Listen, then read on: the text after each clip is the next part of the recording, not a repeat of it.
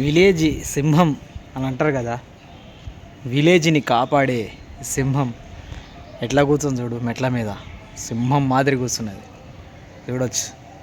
ఇగా ఎట్లా కూర్చుంది చూడు, అది దాని దర్జా చూడు, దాని హుందాతనం చూడు. ఇప్పుడు విలేజ్ సింహానికి అడవి సింహానికి ఏమన్నా తేడా ఉందా చూడండి. చూడు ఎంత దర్జా కూర్చుందో. దీని దర్జా కింద మనము ఏం చేసినా తక్కువనే. చూడు ఎంత దర్జా కూర్చుంది, ఇక ఎంత దర్జా కూర్చుంది. దర్జా, దీని దర్జా చూడు.